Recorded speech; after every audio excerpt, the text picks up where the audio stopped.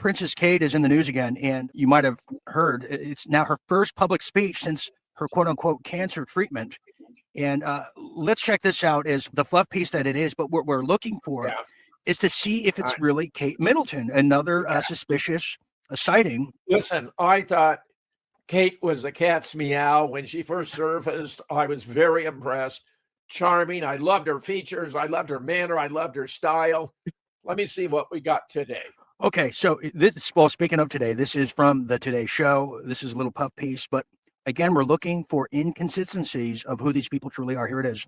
For the first time since beating cancer and returning to her royal duties, the Princess of Wales that's not her. down on her own, delivering That's not her. about her most important work, for safe and nurturing. Yeah, that's not her. Look how skinny she is. Early formative years. We believe that we must do all we can. That is not her. Yeah, not her. I agree.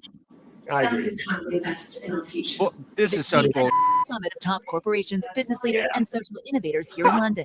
Go back. If you go back a couple of years when we had the real Kate, you'll see that this is a very different person. I agree. So there's the original Kate. Different jaws. Different jaws. Oh, yeah. Different facial feature altogether. Everything. Here, let me go side by side. I would love if you had some earlier where she's walking and talking. I mean, she was so photographed. I mean, I'm telling you, she was a smash. This latest person is not. I mean, it's not even close. Jim's not impressed. Okay, not impressed. And the eyebrows, there's something very different. The nose is a little different. See, she has a little bump on the end of her nose. The original one, this one has a. Well, I'm not sure what that is. But of course, women change that all the time. So. Yeah, she's covering the face. So I mean, it's a good try. You can't. They're trying to cover up the true death. The original Kate, I thought was even smarter looking than the one you're showing me as the original. I mean, there she's looking a little worn. She had a freshness about her. She had an intelligence about her. She just had a manner about her that was smashing. Yeah, she did. Yeah, she did. Here, okay, here's another one here. So, you want a younger Kate, you said? Go back there. The one at the top, the second from the right, looked like the real one to me. Oh, okay, this one here. Okay, so this here it is. Let's try this one. Yeah, I'm going. Okay, like this one you're talking about. Maybe. Very different. Very different. You had that multi-photograph. Okay, which one, Jim? Yeah, tell me here. There. Slow down. Here's the wedding picture. There. This one here in the center down. Center down. And the far right. Yeah, the far left. There's the wedding picture. Right. There's the wedding picture. Okay. Oh, wedding picture. Yeah, there you go. You want the bathing suit picture? I can get you that one too. Wedding picture. Okay, so here's the wedding. And just to remind people, this is where the controversy started. So she dies, and then they put out a sign of life with this fake AI picture. I know. Just so people who forgot. Okay, so there's that. She was actually the victim of a sacrifice in December, 2 years ago. I think it was a satanic ritual, and they took her.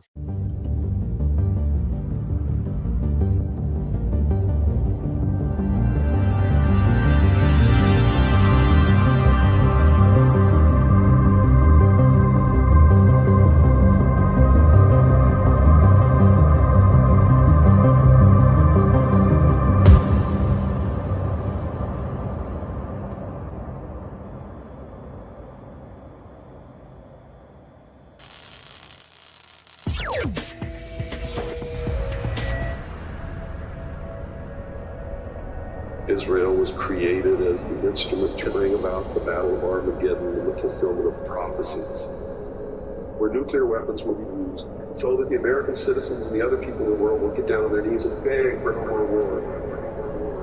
They're going to be told the only way we can guarantee no more war is if we destroy the sovereignty of nations and we come together as one humanity and one world government. And tell us the American people wake up and stop the battle of Armageddon and become reality.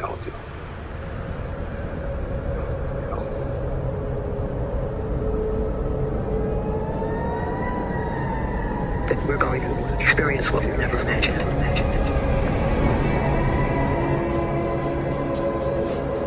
Y para que no salga la lista, entonces nos envían acorazados a la המשך המשפט קורא אותו מבפנים, מעורר חוקים מעצים ישראל.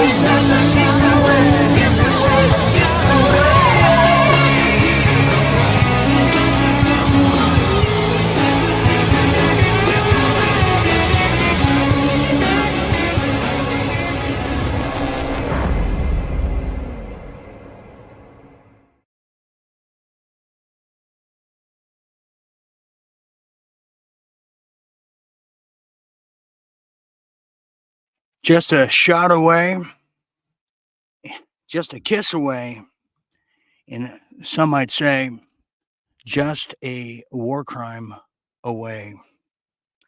See how that you put that together, see what happens. Good evening, everybody. Welcome to Real Deal Media's finest hour, World at War. That's right. I am your late night host here, Dean Ryan, who is coming at you like a bat out of hell on this incredibly exhausting Monday, as I've been rushing, as you can plainly see here, where I nearly was electrocuted. My wrist literally slit, blinded, and left for dead. And what I'm talking about is the most dangerous place you could ever be sometimes is in the shower. And I'm telling you, this can only happen to me. And I wish I didn't have to say that. As cliche and a novelty as it is, imagine just all the things you have to do. And, shampoo, soap everywhere in your eyes. And then boom, the water stops. Water stops. You don't know what to do. Next thing you know, you're doing the Helen Keller. And you try to fix whatever just shower head that seems to have a little button that was just stuck. That didn't work either, and cut my finger open. And finally, the water came, and it was cold like the Arctic, where I proceeded to just yell all kinds of obscenities over there in the gym shower, and everybody knows who I am now, and put a formal complaint about me, I'm sure, and I'm pretty positive too. So that's what I just endured just moments ago, but nonetheless, I survived once again to be here with all of you here tonight, and just so glad to be here. But what a show we have for you tonight, and tonight's title is War Crimes, as you saw earlier there. Look at the swift boats. Look at the evil madman behind the logo there. Look at Pete Megaseth, and look at one of the Donalds there on the right. Beautiful picture of him. One of my favorites, I must say. Yeah, war crimes. We're going to be talking about all of that here tonight, as some major unprecedented things are now happening in the Caribbean, as we have now just summoned ourselves and auditioned ourselves as the new Pirates of the Caribbean in the most imperialistic ways here tonight, as we see the most updated news and headlines coming out of Venezuela, Colombia, and I'm going to be doing a lot of translation here tonight, as some of these leaders in foreign countries are speaking in their foreign native tongues. Yes, and one of those native tongues that's usually the tongue of a serpent is Netanyahu, who's going to be coming up in our Real Deal International segment, as he is just dawning on the day of prosecution, as his trial of corruption seems to be upon us once again. We'll see if the Donald writes another love letter of haiku poems to the magistrate to prevent this from happening for his best buddy, who seems to have him MK Ultra at this point, and just tied up tight in the rubber gloves kind of way. But coming up later on in the show, in the Real Deal Religious segment, our very own Neil Bishop is here tonight. Yes, he is. He's here also to summon the demons away from me that seem to be hexing me, literally. Yes, he's going to be joining us as we talk about the Huckabee traitoress, the traitor in making, or was he always just a traitor? Yes, Mike Huckabee, as he met up with a spy. We're going to be talking about that a little bit. And what does that entail for the Christian Zionist League? Are they still being, pursued? Are people watching them still on television? Are they beating the WNBA in ratings? I mean, those are the type of questions that just go through my flux capacitor in my head. And I tell you, it is a true rainstorm here. So there's that notion there tonight. Also, we're going to be getting into just the Zelensky, who is, and this, I do have some good news throughout the show here tonight for all of you. And one of those things is Zelensky, a little birdie from Ukraine. Yeah, a little cockatoo from Ukraine is now singing, saying he is about to evac. Yeah, and head to, yes, Tel Aviv. You guessed it right. And that war is about to crumble into just pieces finally. We're going to be looking into that.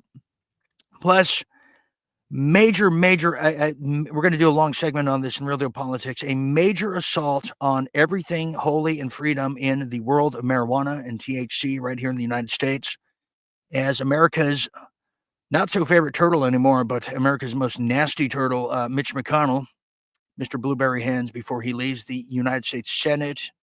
Well, he thought he'd leave a little lump of coal in our hash pipe, as THC and products of it seem to be, and we'll look further into it, now banned here in the United States. Can you believe it? I can't either. I can't either. And somebody needs to make turtle soup out of that old just carcass he is. We're going to be talking about that and we're going to see what states are going to be affected by this, what products. It's not in people that need it to survive with all their ailments. That SOB, I'll tell you. So we'll be looking into that and peering into that as well. And some major real deal health segments. Yes, we're going to be peering into the world of Ozempic, where we say, oh no. Oh, hell no. Yes, it's how it's changing the makeup of society and how it's changing where people eat and what they eat. And I must be ignorant to it, but this seems to be a phenomenon in the United States, as now it is being tacked on to Medicare and Medicaid. Yes, it is. It has a lot of consequences people are not even aware of, and we'll be peering into that and seeing how it affects people. And I think you'll be shocked. You'll be shocked, and we're going to end on a real deal wildlife segment that I think you'll absolutely love here tonight. Okay. Before we get started, we are broadcasting live on The Real Dean Ryan over there on Facebook, the fair, free, and extremely, extremely poetic travel page over there, The Real Dean Ryan on Facebook, as well as Dean Ryan TV over there on YouTube. Yes, we are. And hello to the one person who thumbs me down all the time. Wait till I find you and break your thumbs. So there's that person. Okay. And then we're also on Rumble, where I've been frozen for a little over 2 years now. But thank you for just kind of knowing what time we're on or around at this time. I could have died earlier. I almost got electrocuted, and would I have been electrocuted if nobody heard me? That's the bigger philosophical question. Okay. Now let's get started now, as we got some business to attend to with some headlines from around the world and in your neck of the woods, shall we?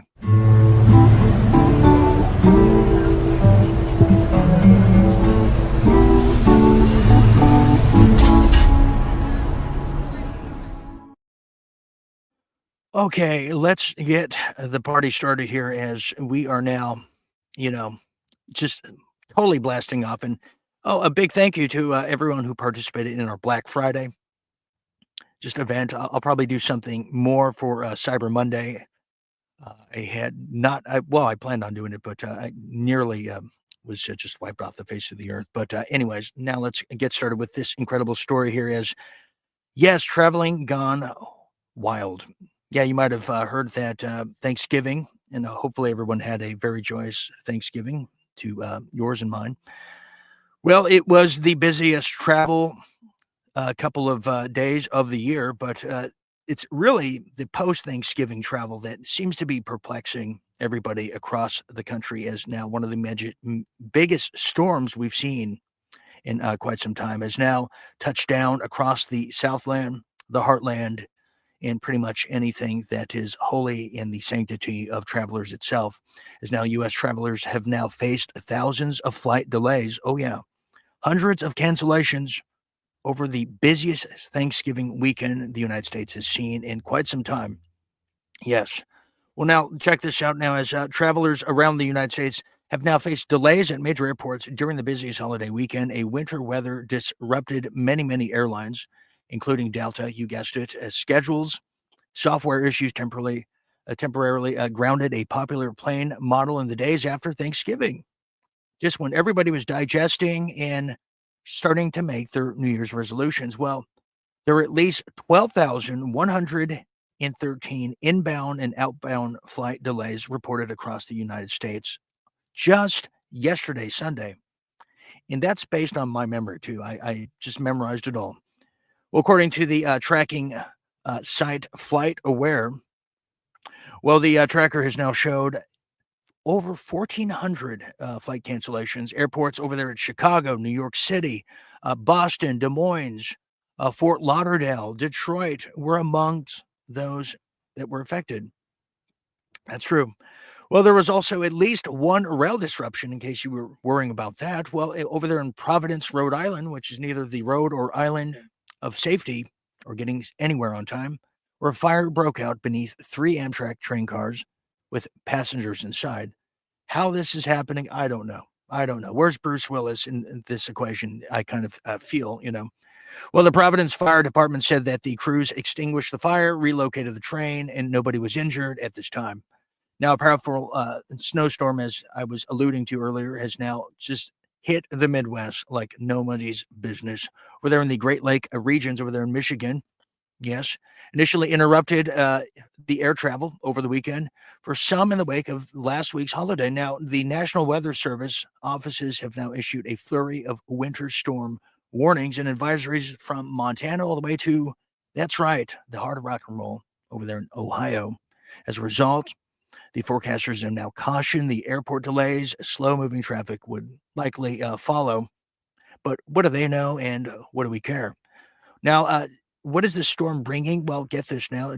It's now dropped upwards of 8 inches of snow over northern Iowa, just for starters. The National Weather Service said they've never seen anything like it. Now, just by Saturday night, just 48 hours ago, more than 1,400 flights were canceled. Once again, over there in Chicago.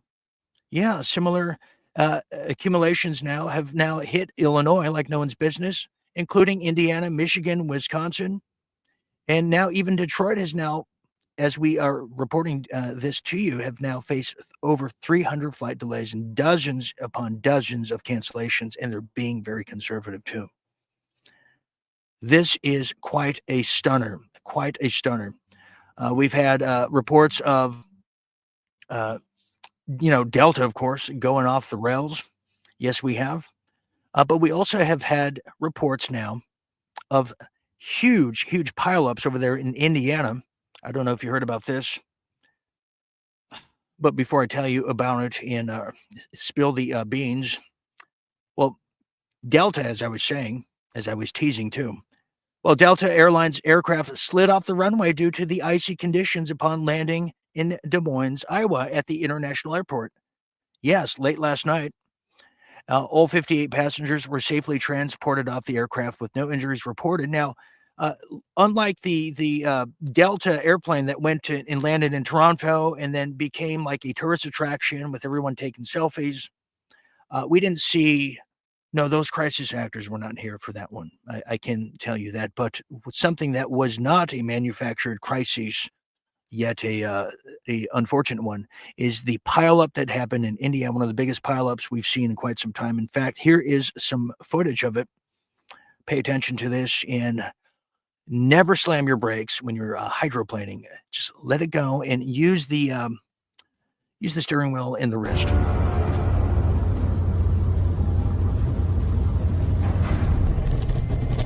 Fuck.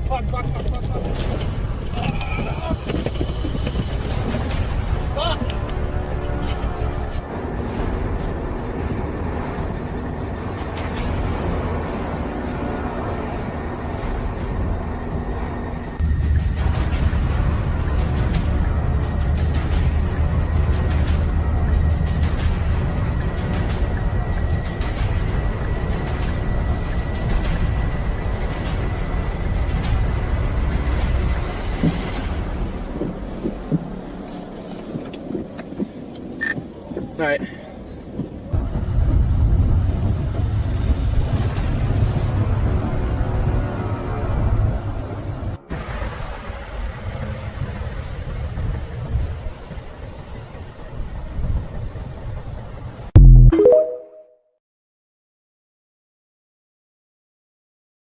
Yeah, over 50 vehicles, as you saw right there. And you might have seen the one scene where they blurted out. Clearly, somebody got ran over.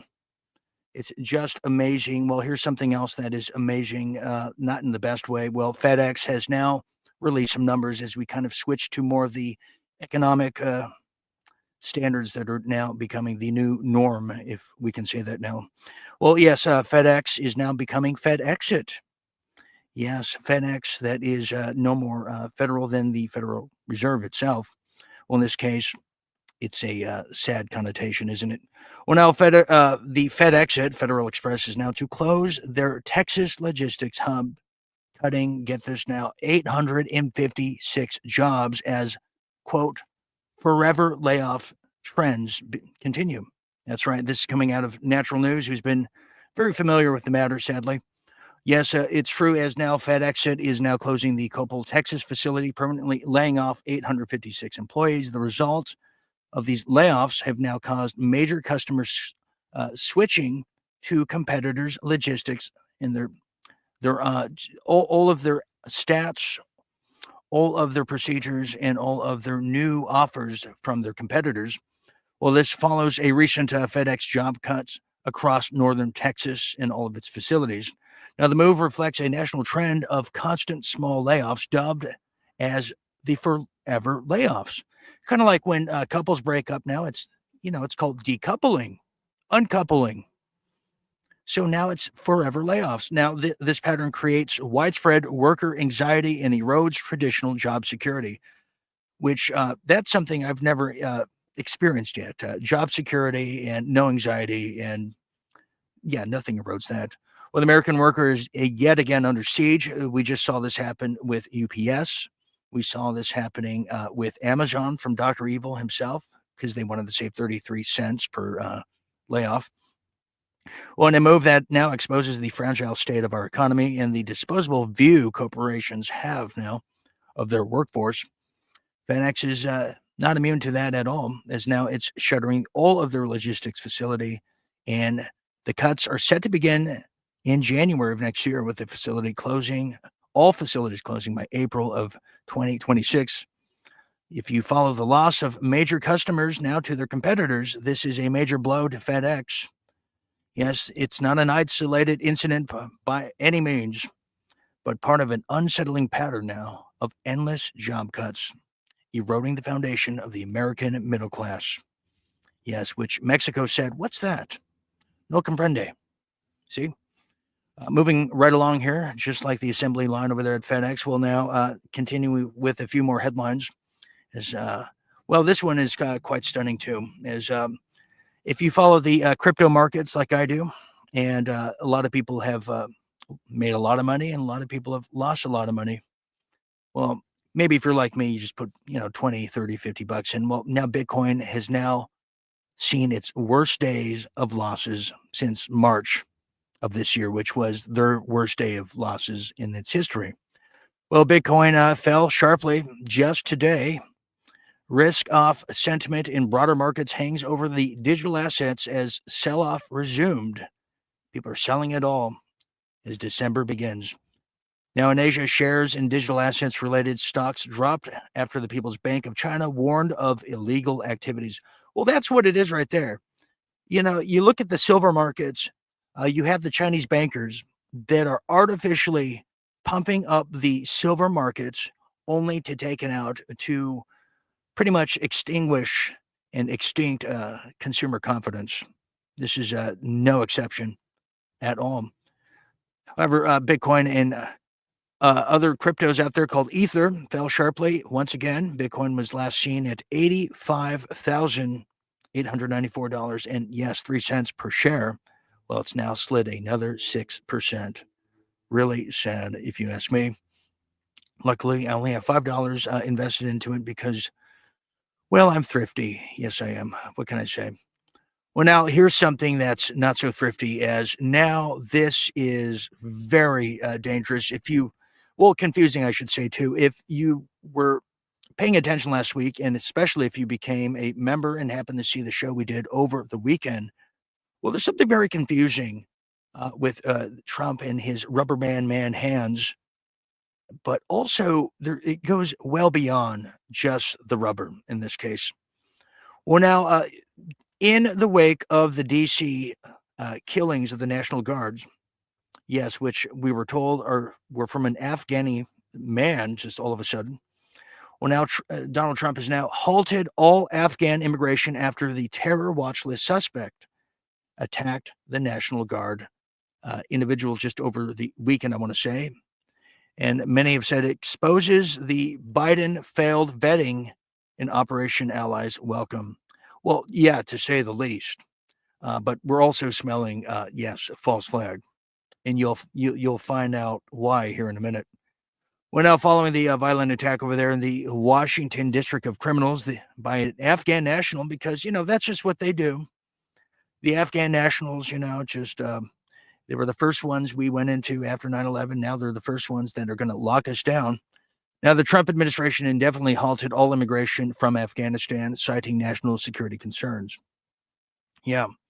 Now, the suspect, Ram Manwala Laknawal,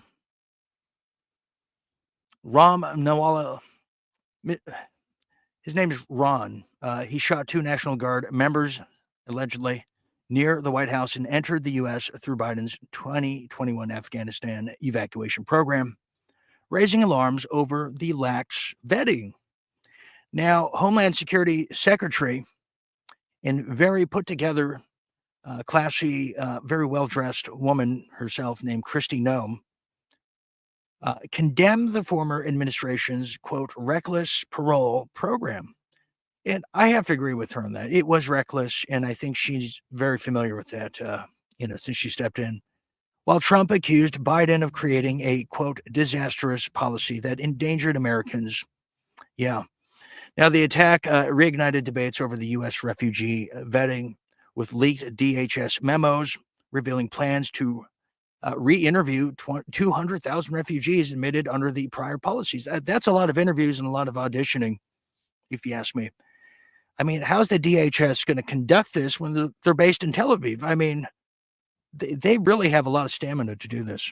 Now, while Trump's order tightens the border security, yes, while critics argue it scapegoats refugees, I'd say so. The incident underscores the ongoing tension between national security and humanitarian immigration policies. It totally scapegoats it, because I think we know who truly and honestly did it. And no, we're not talking about cavemen from Afghanistan. Again, that old tiresome narrative. I just won't stand it. Well, it's now reached I guess you could say, a fever pitch now, where Pamela Bondi, yes, the former Baywatch star, has now even made some dastardly claims now, as she just gave an interview about something that I've been kind of yelling about here for well over a month now. It feels like 2 or 3 months, of the National Guard and why they're really in our cities. Very interesting. And let's not forget the red flag laws. Check this out, because I think we are ready to solve the puzzle. Alex. If I could just get your reaction to the James Comey, Letitia James cases being dropped today. Back in Washington, James Comey put out a video. He said this matters most because a message has to be sent. The President of the United States could not use the Department of Justice to target his political enemies. Your reaction to the cases being dropped into that specific investigation? Sure, we'll be taking all available legal action, including an immediate appeal, to hold Letitia James and James Comey accountable for their unlawful conduct. What is your reaction to his?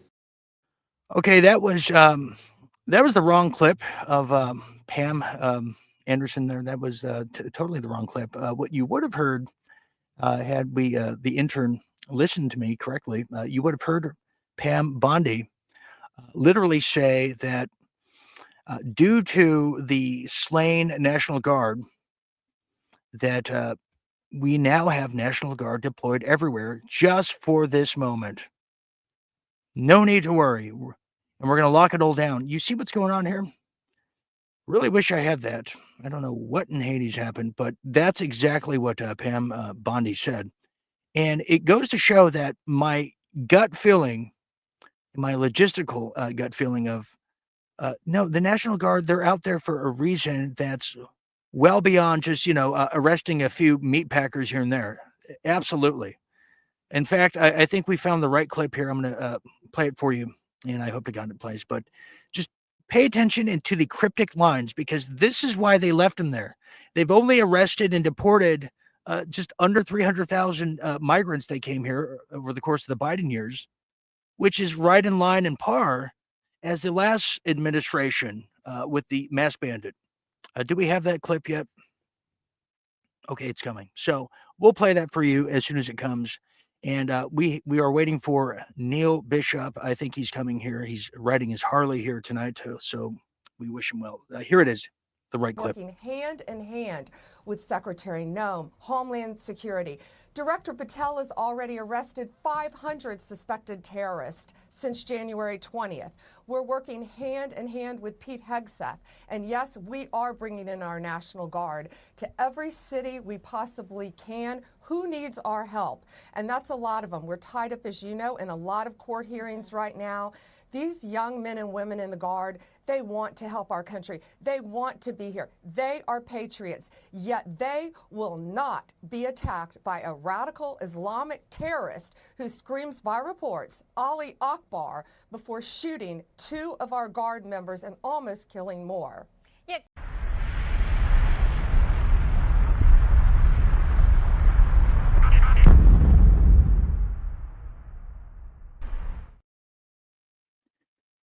Ali Akbar. Yes, I'm sure that's exactly what happened. As who benefits from that one? Let's get to the main feature here tonight before we get to our religious segment regarding Huckabee, because it all is connected. It's all connected. And it really is very simple to understand now as we now talk about the war crimes as it's now being had and underway now, as now lawmakers are now suggesting the follow-up boat strike could be a war crime. Yes, you might have heard about the fishermen who were just carrying just bags of fentanyl, marijuana, and just really shitty cocaine. I mean, this is who we have to protect. We have to protect the Venezuelans from bad drug dealers. And I concur. Let's just send all the military out. Let's give them the best drugs, not these just, great value ones, if you ask me. I'm with them. Well, get this now. Top Republicans have now joined the Democrats in demanding answers about escalating military campaign there of the Trump administration, saying it is aimed at targeting drug traffickers. Yes, that's right. You heard it correctly. Top Republican and Democrats. So top Republicans and just subpar Democrats over there in Congress now suggested that the American military officials who were part of the striking, the killing of, I believe now the death toll is well over 100, have now committed a war crime in President Trump's offensive against boats over there in the Caribbean, after a news report said that during one such attack, a follow-up strike was ordered to kill, quote, kill survivors. Think about that. Think about what we have consumed from the WikiLeaks of 2016 onward, how they didn't want that to come out.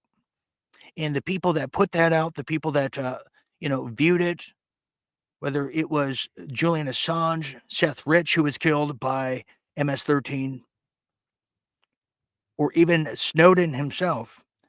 No, they didn't want that out because this happens all the time. And where do we take a page from someone's handbook from?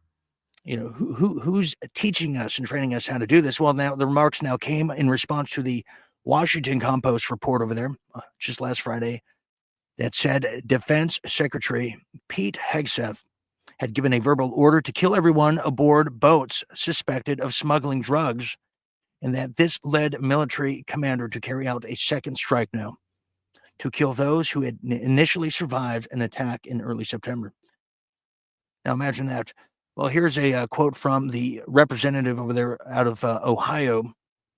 And Mr. Mike Turner, he said, quote, obviously, if that occurred, that would be very serious. And I agree that it would be an illegal act. It would be a war crime. Can you believe it? Yes. And here's something from the psychotic senator himself, Mr. Tim Kaine, the Democrat from Virginia. Well, he said, what we're now learning is it's all rising to the level of a war crime. Indeed, I would say so. And this is probably why those Democrats that did the YouTube video and just put it everywhere telling the military to not obey these orders, well, maybe they knew something. Maybe they knew something. Now, the lawmakers' comments come after the top Republicans and Democrats committees now overseeing this. The Pentagon now vowed over the weekend to increase their scrutiny of the U.S. boat strikes over there in the Caribbean after this report has just very, very grimly given us a reality we haven't seen since the atrocities of the Iraq War. And we've only just begun, as these are very serious concerns in Congress about the attacks on the so-called drug boats over there in the Caribbean and Pacific. Many Congress and people familiar with the matter are now saying. Now, there's an ongoing investigation by the House and Senate Armed Services Committees as they now begin the scrutiny of Mr. Pete Hegseth in the Trump administration that ordered these strikes. And not just that, ordered the strikes on any survivors, ordered the killing. Yes, now it's gotten to a point, I can share with you that now China has now issued a statement. Yes, China, that China. Let me tell you what they said, as this is breaking news that just happened to come out right before tonight's broadcast here.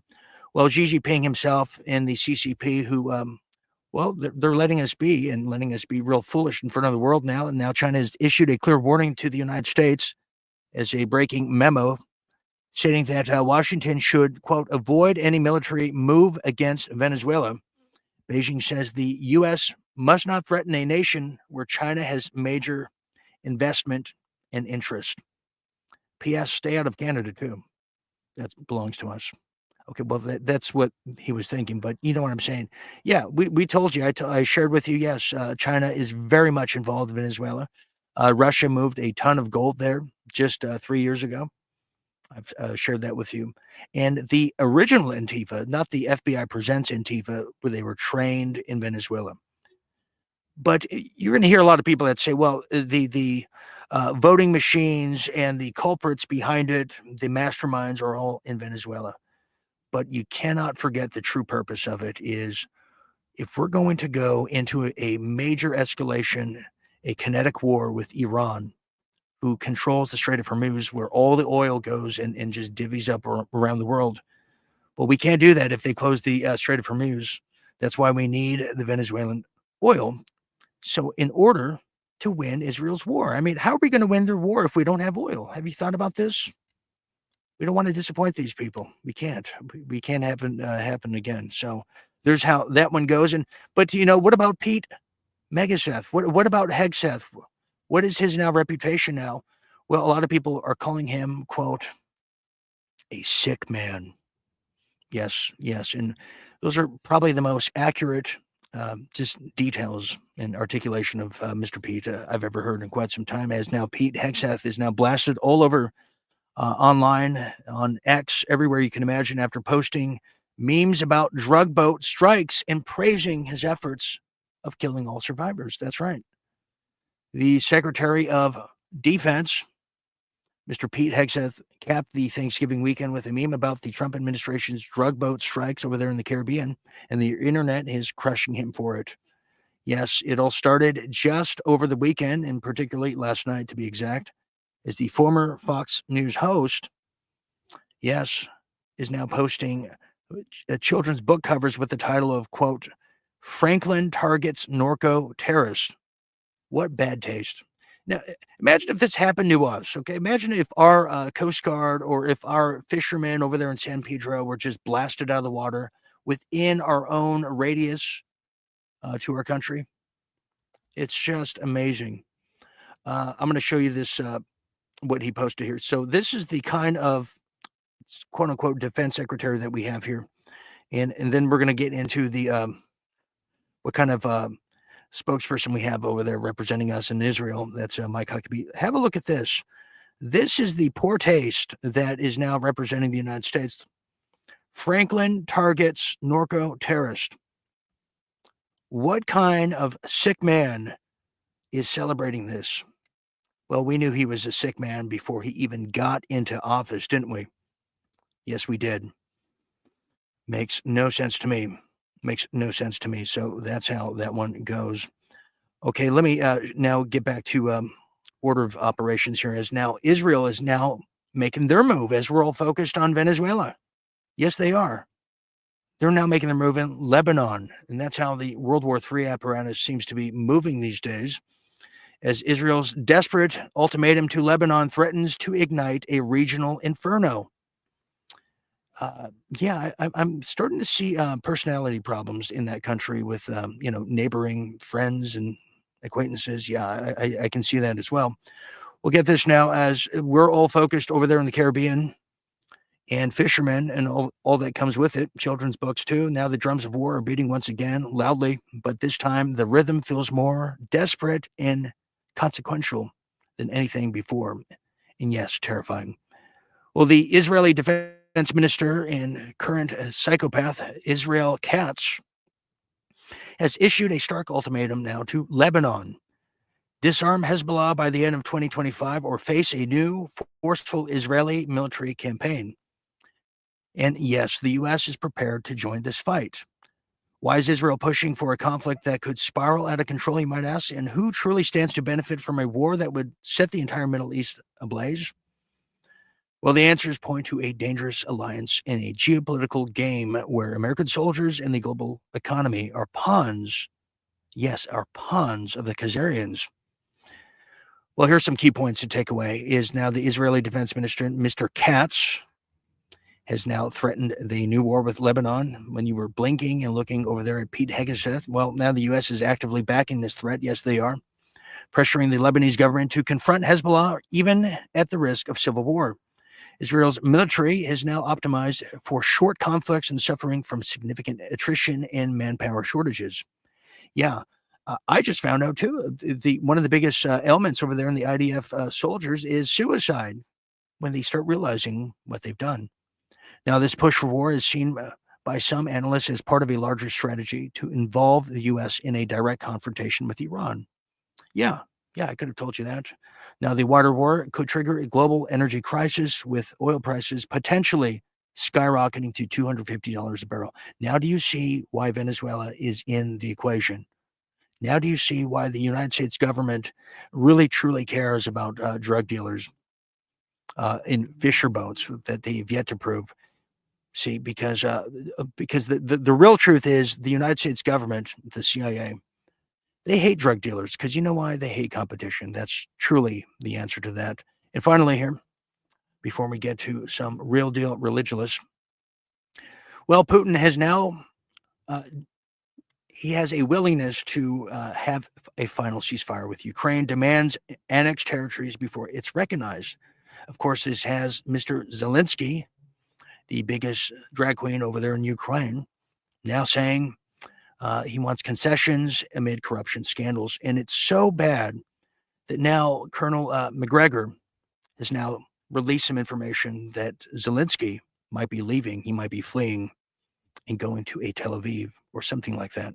As we told you a long time ago, he is a Mossad asset, isn't he? Tell us, McGregor. I think there are preparations to fly Zelensky and much of his inner circle to Israel, where they have immunity against extradition for criminal proceedings, and that's what they're going to need when they finish up in Ukraine. They've got one foot right now in Ukraine and the other foot really in the door of the aircraft to fly them out. People don't realize how weak and fragile this Ukrainian government is. Earlier today, I received some information from Eastern Europe, and I was told that people are coming out of the basements and homes in Prokhovsk, and they're saying, to the Russians, thank God, let's get this over with, help end this war. And many of them are saying what initially back in 2022 in February, March, April, were saying in Luhansk and Donetsk, what took you so long? I think increasingly the population that lives in eastern Ukraine and much of the population in the West desperately wants an end to this war. And they realize it will only end with one outcome. That is the elimination of Zelensky and his regime. On this day, now they crawl in underground tunnels that lead all the way to heaven. On this day, many Real deal religious. Let's talk about it. Let's pray about it. Let's be about it. Certainly, Huckabee certainly followed that advice now. Well, you might have heard over the past week of some incredibly traitorous kind of actions and acts as Mike Huckabee, the man who you least suspect of being any kind of nefarious threat, or nuance, or even on the party list of someone you want to have over. I mean, he's just a non-entity, but that's who it always is that gets you in the end. I mean, have you ever seen the movie Under Siege with Steven Seagal? That should tell you everything right there now. And this is what I'm talking about as now the spy who, loved Huckabee in private is one of the most prolific espionage cases of an American who is spying for Israel that we really don't hear much about it because it involves Israel and not China, you see. But let me tell you just a bit more about this. And we have Neil Bishop, who is on deck, who's going to give us his insight on it. Because there's a lot of blurred lines here now as the American who spied for Israel says he met Ambassador Mike Huckabee to, quote, thank him for his support. That's right, Jonathan Pollard, the man you see right there, an ex-U.S. intelligence analyst, spent 30 years in prison on espionage charges after being found to have passed documents to Israel. Oh, yeah, new codes, everything you can imagine. And they sold those to, other countries. Well, the convicted Israeli spy, Jonathan J. Pollard, who you have to remember, too, received a pardon from Donald Trump in his first term, and he was allowed to freely go to back to Israel. Well, the convicted Israeli spy in this case, now Jonathan J. Pollard, downplayed the controversy around his very, very private meeting with U.S. Ambassador to Israel, Mike Huckabee, telling NBC News that the visit was personal and wasn't done superstitiously. Well, the main point of the meeting, they're saying that the U.S. Embassy in Jerusalem in July, Pollard said, was to, quote, thank the ambassador for his efforts on my behalf of my I guess he had a hand in his incarceration and being freed. Now, Pollard, the former American intelligence analyst, spent 30 years in prison, as we were sharing with you, on espionage charges of being found to have passed critical security documents to Israeli intelligence back in the 1980s. Israel made the Pollard a citizen of their country during the lengthy prison term, and he moved there in 2020, 5 years after his release on probation. Now, during Pollard's detention, Huckabee was amongst several pro-Israeli politicians who advocated for the release, big time with pom-poms and all, arguing that the sentence was too severe for one of God's chosen, for someone who had been spying for an ally. That's all it was. He was just trying to, hurry up the assembly line.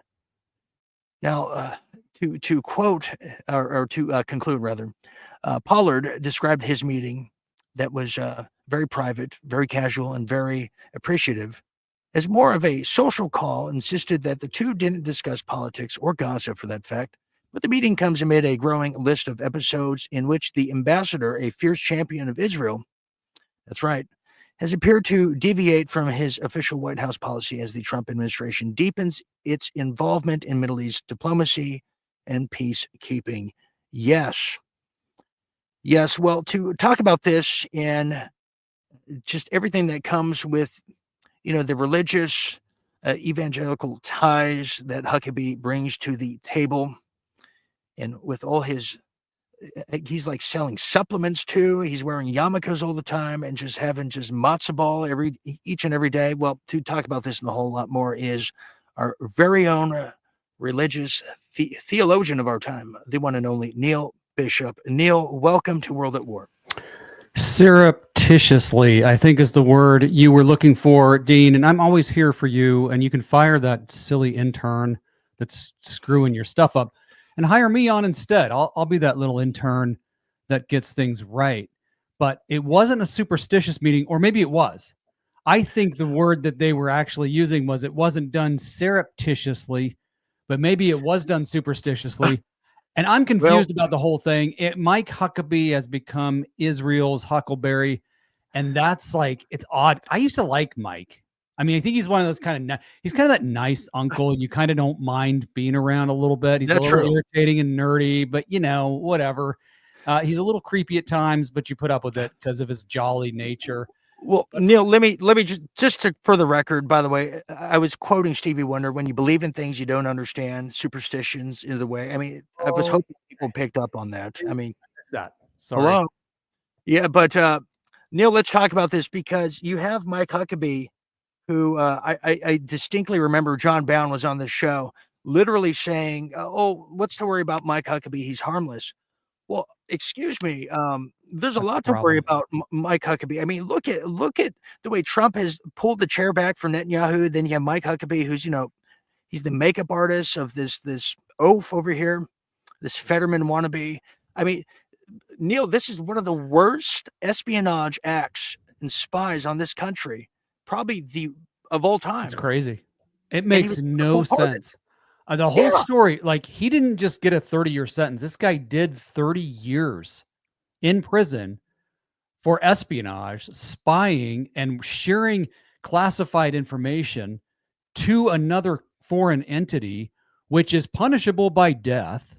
And it's weird because it's like, I want to ask Mike Huckabee, like, what were you advocating for? I don't get it. What were you advocating for while he was in prison? Why were you trying to get him out? Like, what is it that drew you to this guy to be like, this is one of the best guys in the world. I want to be best friends with him. I want to go see him in prison. He needs to get out of prison. And he goes and has a secret meeting and he says, don't worry, it wasn't political or anything like that. We're just buddies. We're just giving high fives. About what? What is the point? It doesn't make sense. And here's the thing about Huckabee. They have to have someone in this position to be ambassador to Israel, especially in this time where everybody's waking up to what actually is going on over there, who is not a true leader and who does not really think independently. Mike Huckabee is just that dog on a chain. And I'm sorry, because I liked the guy before, but now he's become a self-proclaimed Christian Zionist. Of course, you have to have that kind of guy in this position.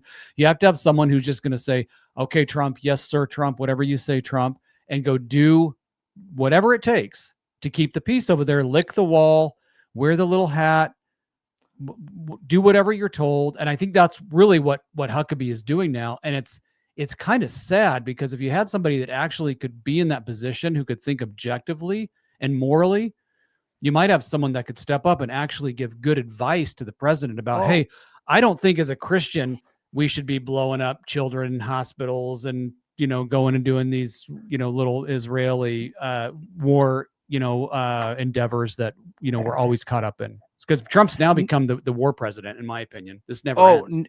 Neil, to your point, okay,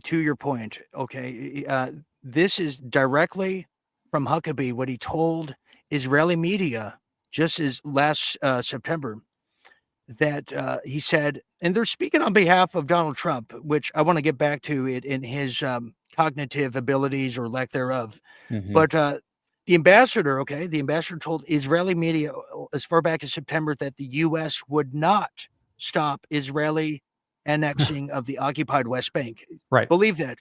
There's now genocide that's now happening in the West Bank. So Gaza's done. Jared Kushner got his Christmas or his Hanukkah present early this year. Now they're going forward with the West Bank, and they're going into Lebanon. And you have Mike Huckabee, who's sitting on this spy's lap in secret, which, by the way, the meeting was put together now with one of the State Department lackeys now, who is the stepson of Mark Levin. Did you hear that right? There you go. Oh, man. Well, you can't make this stuff up. It's like one big, happy little inner circle, and we ain't a part of it. And that's, Mike Huckabee's also on record as saying Palestinians don't exist. There's no such thing as a Palestinian. So I would ask Mike Huckabee, why are the maps of the early 1900s just of Palestine and not Israel in that area? And who were the Palestinians pre-1948 who were occupying that land, who were there peacefully? And from what I understand, and from what history tells us, Christians and Muslims were dwelling there peacefully. And something happened. I can't remember what, but it seems like it was around 1948. Seems like the Rothschilds were involved. Something happened to where a certain group of people that's been kicked out of like 17 different nations over the last few hundred years show up in the hundreds of thousands in 1948. And all of a sudden, from that point forward, there's no more peace. It's just war, war, war. And apparently, according to Mike Huckabee, there is no such thing as a Palestinian. So they don't even exist. And I don't know if that's how they morally justify what they're doing. But we've talked about this a lot. The wool has been pulled over so many people's eyes. And we're living in a time of great deception, but also just great awakening where people are starting to see you can't just say, I'm an Israeli, therefore everything I do is justified because I'm God's chosen. And so I can go bomb hospitals and kill women and children. And it's okay because I'm one of the chosen. People are waking up and questioning that. I don't know if you saw Ted Cruz recently talking about the kids that have been questioning at these conferences with some of the Trump kids. Some of these Trump kids are showing up and doing these little conferences. Every question from like the 20-year-olds is about Israel and why we're supporting wars and giving endless money to Israel. And Ted Cruz goes on and says, these kids are asking just grossly anti-Semitic questions. It's like, you can't make this stuff up. Yeah. I mean, how do you define anti-Semitic? But exactly. It's impossible. Okay. For Mike Huckabee, it's so unbelievable to literally say, oh, it's not a genocide. Oh, it's all CGI'd. I mean, you have the so-called conservative types out there. What's his name? Dave Rubin, whoever that is, literally in total denial. Yeah. And we've had people around here like that. And by the way, they're no longer here a lot of people are losing their minds that we're supporting Israel no matter what. But how do you support a regime that is literally putting kids homeless, if not dead? They're shooting them in the head. And here's an example of this little angel right here.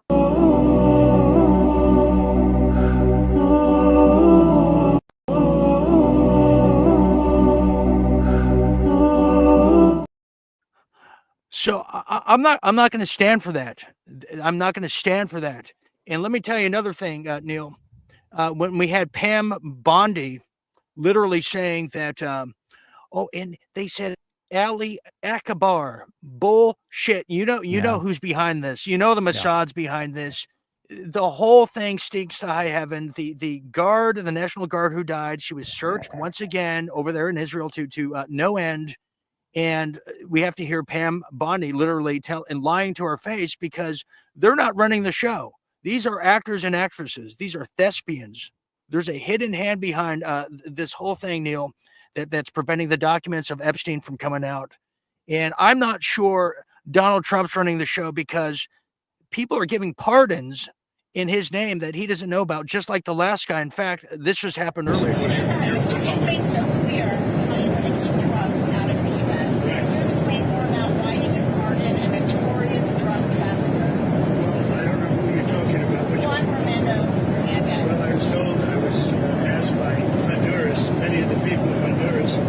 Said it was a Biden setup. Not only Biden, but Biden didn't know it was a lot. But it was the people that surround the Resolute desk, surround Biden when he was there, which was about very little time. And the people of Honduras really thought he was set up and it was a terrible thing. He was the president of the country. And they basically said he was a drug dealer because he was the president of the country. And they said it was a Biden administration setup. And I looked at the facts and I agreed with that. What evidence did you share that he was set up and that he wasn't? Well, you take a look. I mean, they could say that you take any country you want. If somebody sells drugs in that country, that doesn't mean you arrest the president and put him in jail for the rest of his life. Neil, he doesn't even know who he pardoned. We haven't seen anything like this since Reagan was asked about Iran-Contra and had no clue what the reporters were talking about. And to add to the fact, who the hell was that guy? I mean, this was just yesterday. We saw this guy here. That. Yep. I mean, who are we even dealing with here? I sent you some of my own screenshots. And what I want to say is, will the real Donald Trump please stand up? He's the one, whoever Trump is right now, is the one that told us that Biden was fake and that he was assassinated in 2020 and that whoever was acting as Biden was not the real Biden for the last 4 years. And now it's like Trump. Every time I see him, he sounds different and he looks different. And it's a little bit confusing. And also it's like his morals have changed. What he ran on has changed. And that shouldn't surprise us because that happens so often with politicians. But with Trump, we were all hoping for something different, something better, Mainly for me, I was hoping that he was going to be the anti-war president, get us out of the Middle East, get us out of Venezuela, get us out of Qatar, stop encouraging all these things to happen. And it's not happening. And he's got a once again, deep state warmongering people surrounding him, including the Secretary of War or whatever they're called now, who are just screaming for it. And Christian Zionists seem to just love war. And I'm still trying. I'm looking through the Bible, trying to find the verse about Christians creating war and chaos in other countries, bombing hospitals, doing regime changes, trying to justify it. And I can't find it. If you can help me with that at some point, Dean, I know you're an avid Bible student. If you come across those verses, especially in the New Testament where Jesus taught that, let me know. But the last I read and understand is that it's the gospel of peace. And as Christians, we have been brainwashed into thinking that anything the U.S. does and Israel does to any other regime or any other country, we just trust the narrative and we believe that the U.S., the corporation that is, and Israel are right. And we just encourage it on and say, yes, go bomb everybody, nuke everybody. As long as, it's not us, as long as the narrative is that we're just, we're defending our right to exist or Israel's right to exist. We've had these things shoved down our throats for so long. It's hard to get out of it. But I think, Dean, don't you think they're starting to lose the information war? And there's a panic happening right now. And that's why people are coming out in such strong, they have to say things like Ted Cruz, like it's just grossly anti-Semitic to be asking these questions because they're losing the battle. It's eerily similar to when the WikiLeaks were coming out. Do you remember what Fredo Cuomo said? It's our job to tell you what's in the WikiLeaks. That's right. It should be illegal to look at the WikiLeaks. And here we are again. It's like deja vu. And to top it off, I don't know if you saw the last World at War, Neil, there's an abundance of Israelis who are leaving their homeland. They're not fighting for it like Palestinians who don't exist. They're leaving to Thailand. They're leaving to Cyprus, which both of those countries, for example, now regret not having a clause that prohibits people without visas entering the country, because now they're buying up critical infrastructure. They're buying up and starting illegal businesses. About 4,500 Israelis came into Thailand alone just last month. Well, now it's even reached a new, just a new height right now. Portugal seems to be the place. Look at that.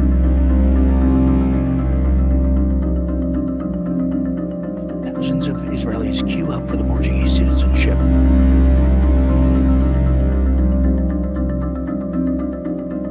Thousands of Israelis are buying up critical infrastructure, governmental properties, and farmlands, far off shores like Portugal and Thailand. So there you go. And the end equation, Neil, because we have a break coming up, is Ukraine. That's where it all is coming back to. The Netanyahu files that we put out there with the rest of the people just a week and a half ago literally stated that they're going to be selling off all the Israeli businesses. They're going to sacrifice Israel 1.0 and all going back to Ukraine.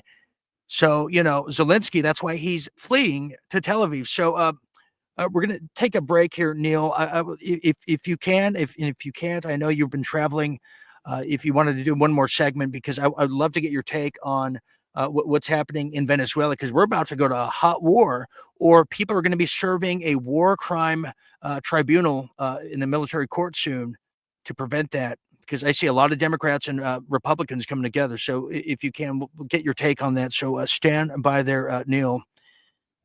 Oh, man, it's Monday, everybody. I'm electrocuted. I'm surviving, all kinds of stuff here. When we get back here at World at War, we're going to have Neil Bishop stay a little longer. And I'm going to get him in trouble big time, and I love it.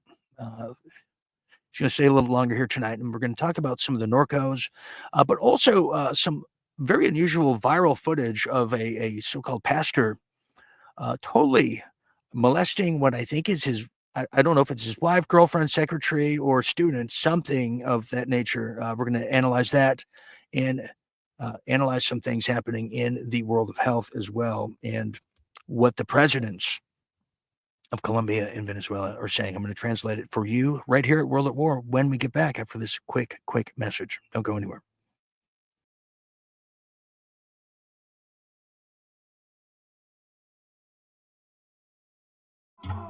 Yo,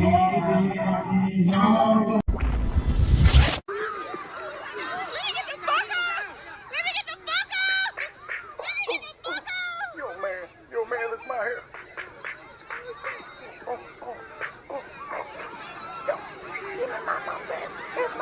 Johnny, I ain't no father. That ain't my father. Oh, shit. Don't come on in. That ain't my baby. Oh, no. That ain't my son. I know. I got a man. What your man gonna do with me? I got a man. What your man gonna do with me? They stripping these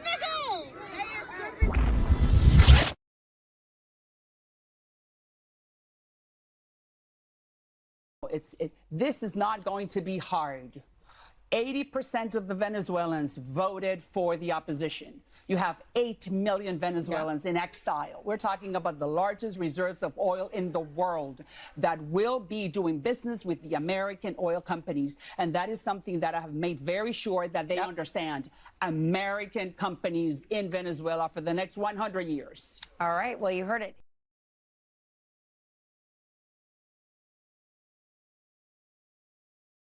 Slava Ukraina!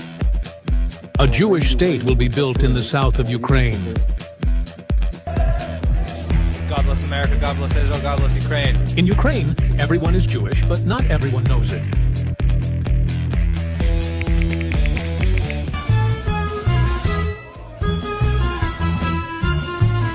Very holy place. I love Ukraine.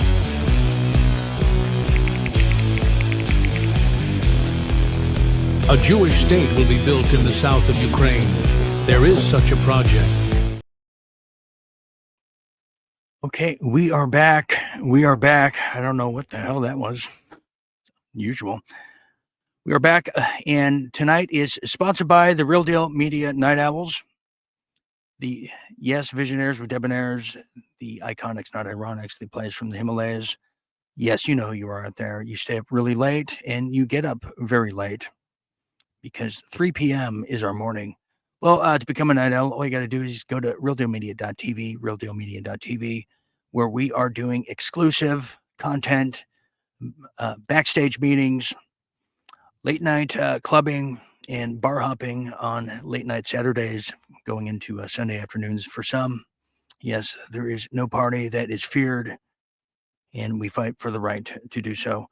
So go to realdealmedia.tv and sign up and join us tonight. And we might be doing a backstage following tonight's show.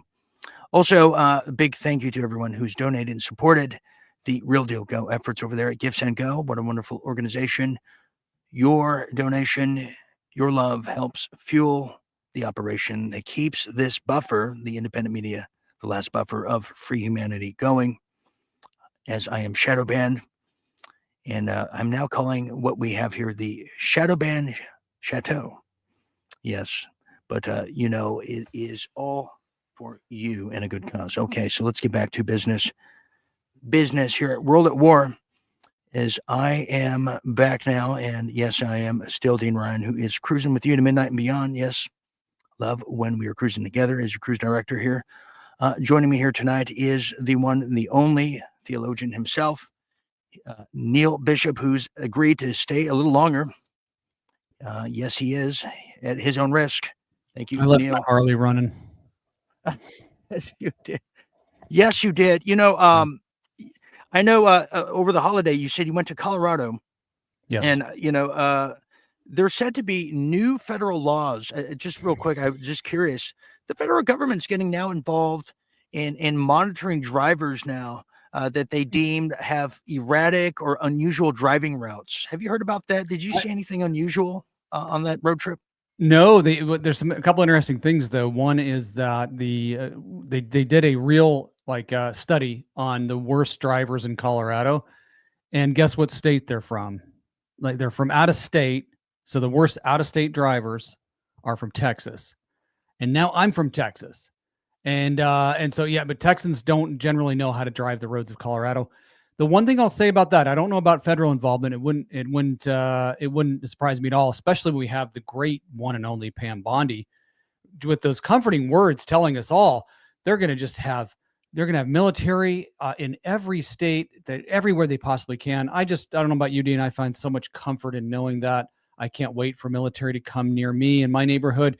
But in some rural areas now in Colorado, they've put up those, those little cameras, those little speed cameras where they can send you a ticket now. And it's one of those things where the people just have to say no. You can't do that. You can't. I'm not going to pay you to babysit me more. It's like in Colorado, their mantra right now, the liberal mantra is govern me harder, daddy. Govern me harder. Come on, let's go. That's what they do in Colorado. That's why we only visit now and we don't live there anymore.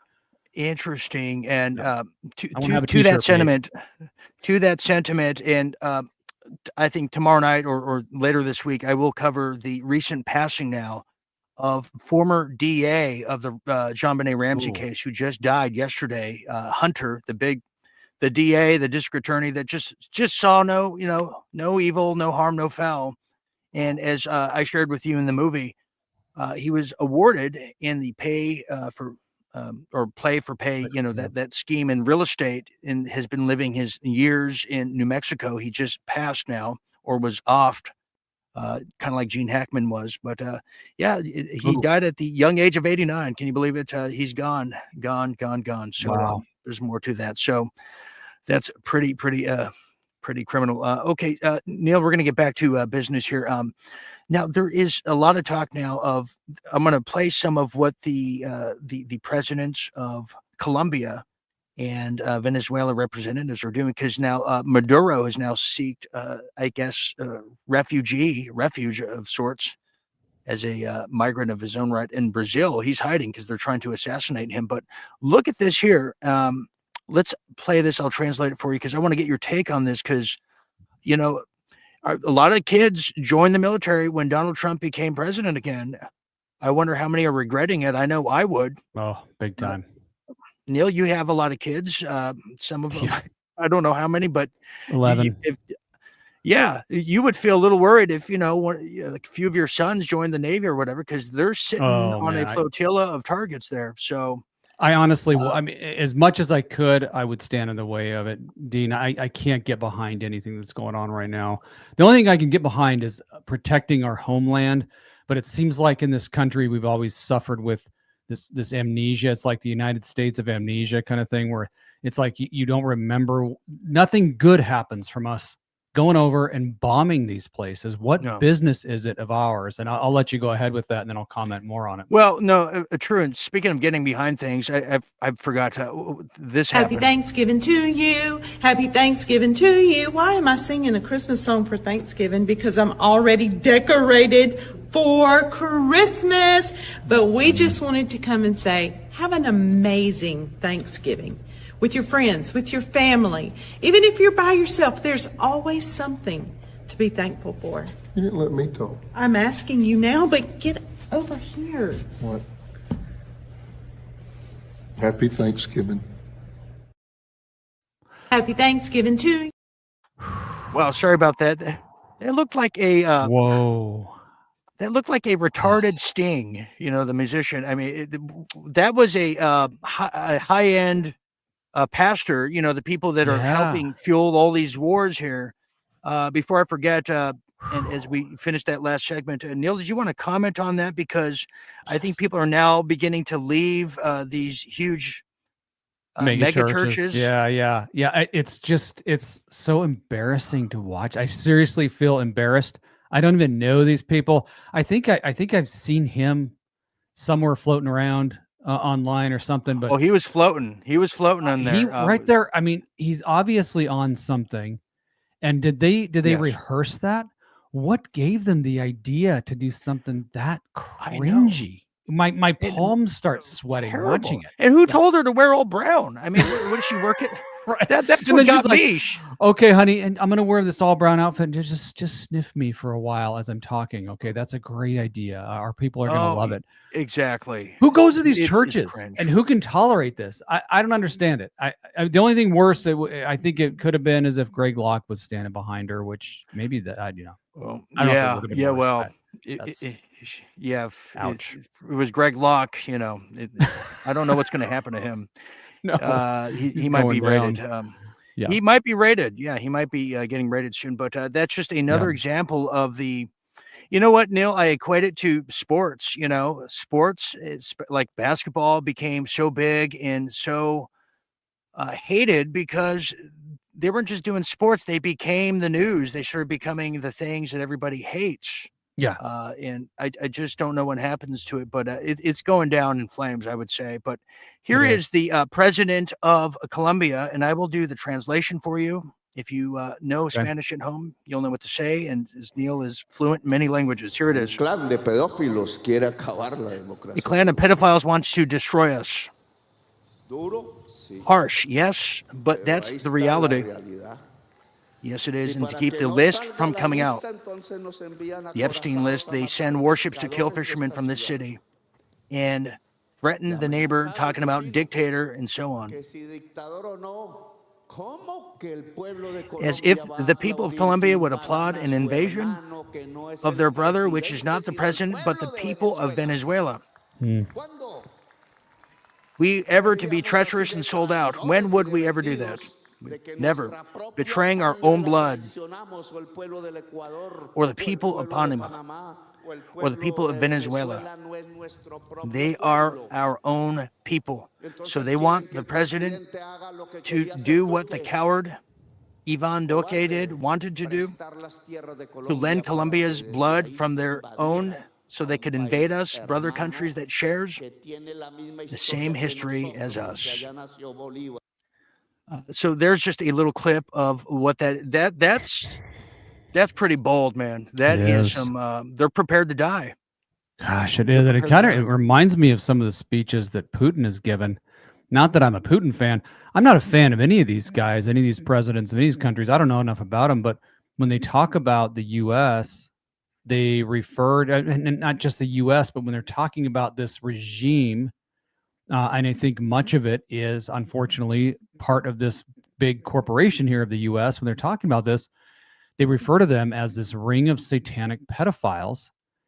And I want to cheer it on when I hear them talk. Yeah, we're not for this either. Americans used to be majority for all this stuff. Back when we were convinced that there were weapons of mass destruction over there in Iraq, and they initially coined the phrase Operation Iraqi Liberation, which spells OIL, oil. So they changed it to Operation Iraqi Freedom because they didn't want to spell oil. So let's not make it too obvious, what we're doing. But we all fell for it. I mean, a large majority of people fell for it, and I was right there with them. And I would have been one of those young bucks who's like, yeah, I'm going to jump on and I'll go over. I'll be the Secretary of War. But Neil, did you hear what he said though? This is very key. He said we have the list. He said, they want to Yes. stop the list from coming out. Now that's very Yep. key because I shared with the audience long ago that the list, so-called list, people in the EU has it.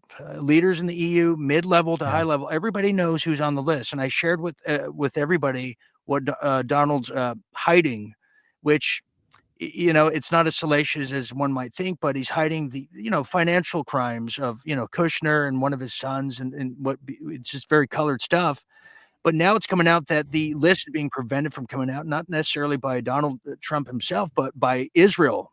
Israel is the owner of the list. They're not allowing it to come out because it shows Epstein and just everybody involved.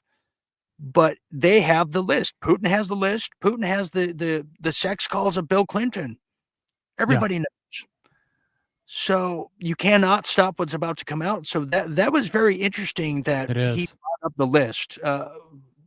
You want to comment on the Epstein thing because it is coming out and we're learning some things about it, and it's not very pretty for a lot of people, and especially in Hollywood. No, this is another reason why I would never, knowing what I know now, I would never feel any freedom whatsoever to send off not just my kids, but anybody I love, anybody I care about, to go join the military. Because the reason why, and you look throughout history, Dean, you look throughout history as to why we've gotten involved in wars. It's things like this. We're trying to cover something up. We're trying to hide something. A politician has lied and they don't want it to come out. So we're going to start a war to distract everybody. A politician has got involved in a sex scandal. They don't want it to come out. So we're going to start a war to cover it up. It's all lies and cover-ups. It's all about bribery, blackmail, all those things. And so I would never feel good about it. And as far as the Epstein list is concerned, I can save people a lot of trouble. I know who's on the list, save maybe a couple. It's all your favorite movie stars and all your favorite politicians and many of your favorite musicians. Unfortunately, they're all on it basically. But we need a list to come out, and we need to be able to have a verified list to come out, because it will continue to help the energy that we're all involved in right now of waking up and holding people accountable and getting over this iconic view that we have of all these people. They scrub it, Neil. They I know. scrubbed it. Somebody said they got paid. They scrubbed it. They're all for it coming out. Ben Shapiro's clicking his heels and his eyebrows are going up and down. I mean, they scrubbed it. I mean, that's they all. scrubbed it. And maybe that's an that's why acting he's job. wearing gloves. I mean, look at these gloves. I can't It's get over weird. this. Look at the brown eyes. But It's weird. And that's the thing that's the question I have now too. I mean, we've been somewhat involved in this stuff. That's all I'm going to say. But when it comes to the list, what's to say or who's to say what we're going to get as an actual list? Or is it a scrubbed list? Or as Pam Bondi has told us, and we just need to trust her blindly, that, some of the things they can't release because it's a national security issue. That's it's retarded. ongoing It's investigation. Yeah. That's all retarded. It's all in retarded. closing here, Take and Neil, get. I want to get your final take. I mean, I would love to have you come back and we could get into the Erica Kirks, oh boy, all the different ones and how demonic that is. We just did that over the weekend with our members, and man, I couldn't sleep last night. But I want to get your take on how is this all going to end? Because I mean, look, you have the UN. If a new UN report finds that Israel's assault on Gaza, destruction of healthcare, education, infrastructure, even the banking system has erased 69 years of human development, making the worst economic collapse ever recorded. This is not war, it's genocide. And that's not where it ends there. The generation we have here witnessing this, from, having the mask on their face to everything we've been through in the last 5 years. Now this, how does this all end? In the short term, at least, if not the long term, Neil, because this is generational, PTSD here. Yeah. I hate to say it, but I think we're looking at another huge distraction, maybe even in the month of December, because there has to be more. There's more to cover up, so there has to be more distractions. Now, Candace, who you and I both have a great amount of respect for. And I'm watching because I think a lot of even the kind of the direction of the world events right now is really falling on Candace's lap. She's even indicated that she's gotten word that something's going to happen mid-December. And I think what they're trying to do, I don't know if they'll be able to pull it off, but I think what the powers that be want to do is bring us to our knees. Start, if it's a war, if it's a pandemic, something much worse than what we've seen so far. And the best thing we can do is just not fall for it, no matter what it is or how bad it looks. Understanding that what they do, almost 99% of what they do and what they tell us on the news and all this stuff is fake and gay. And we need to come to terms with that and not cave. So I don't know long-term how it's all going to go down, but there's such a huge information war going on right now and so many drops and things happening. I almost feel like at times that certain people, maybe even unbeknownst to themselves, like Candace and Tucker, like they're a part of this great awakening, and that's not even why they're doing what they're doing.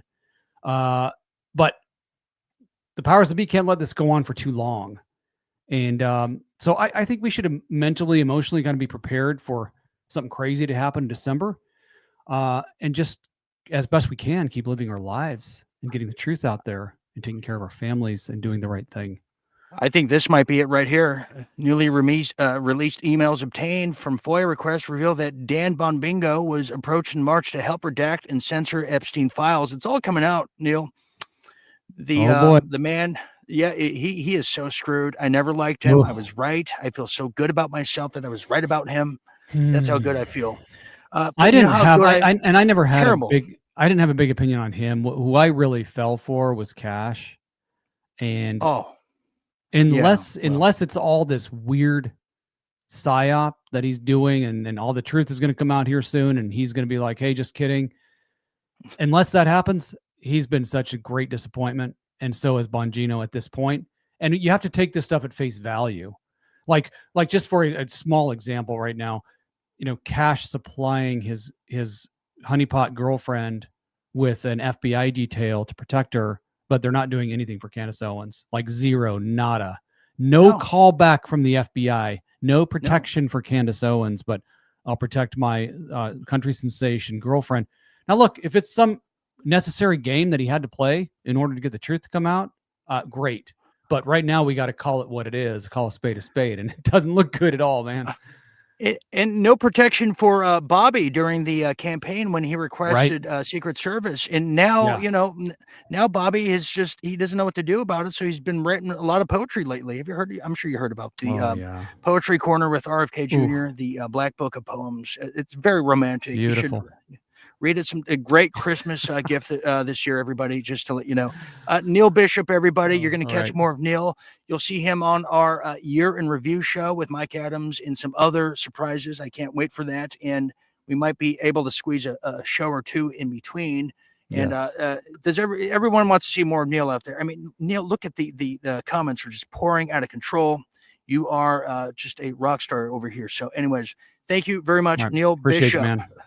All right. Love to have you on. Okay. There you have it, everybody.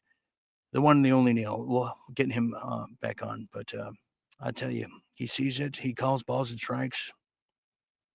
And he said you're never going to see him do one of these things. You're not going to see. He's not going to hold my chair for me. No, you're not. Very unusual. Very unusual. Anyways, we're going to continue. We have a bit more to go to. And maybe with a story or two, we're going to continue tomorrow night with some of the ones we missed due to time constraints.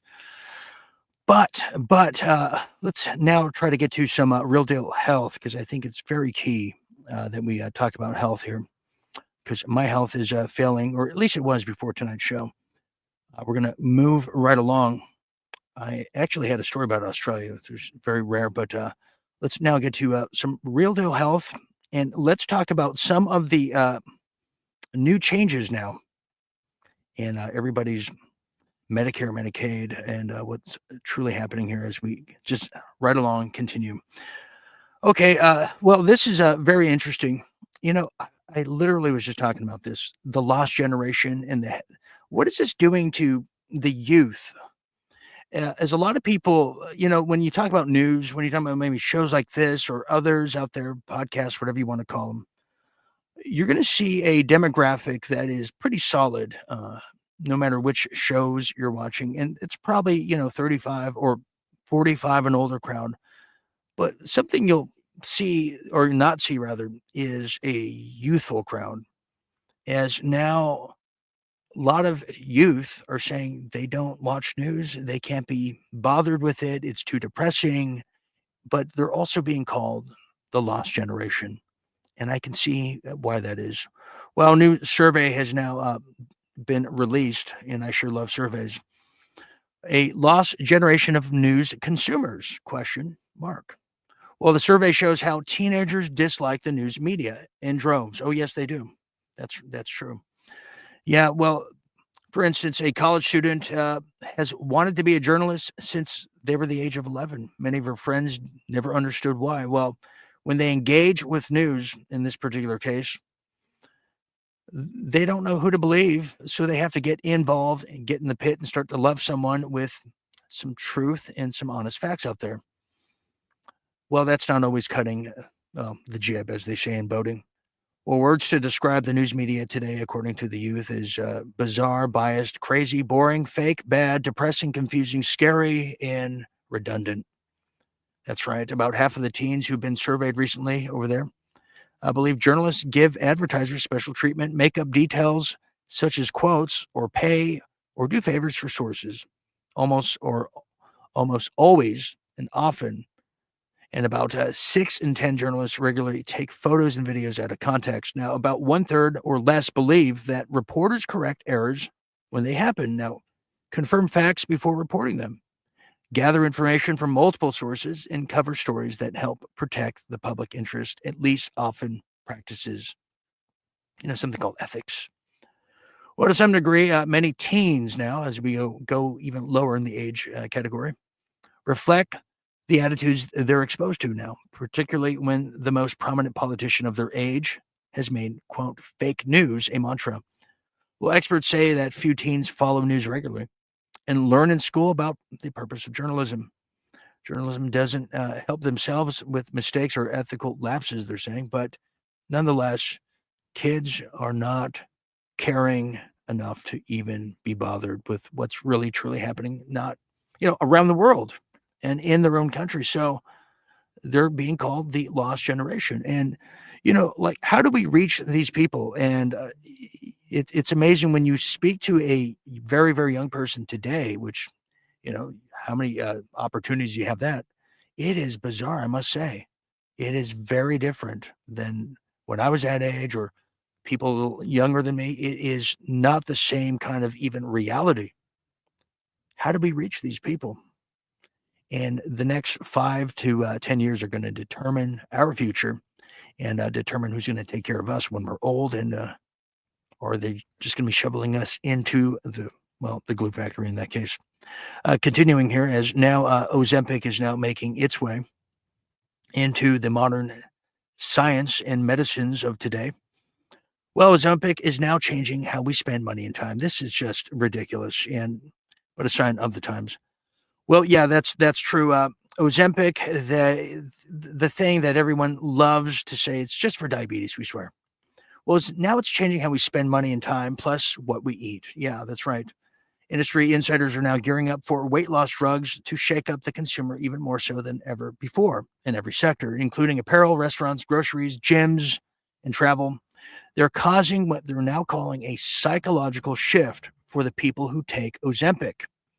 That's absolutely correct.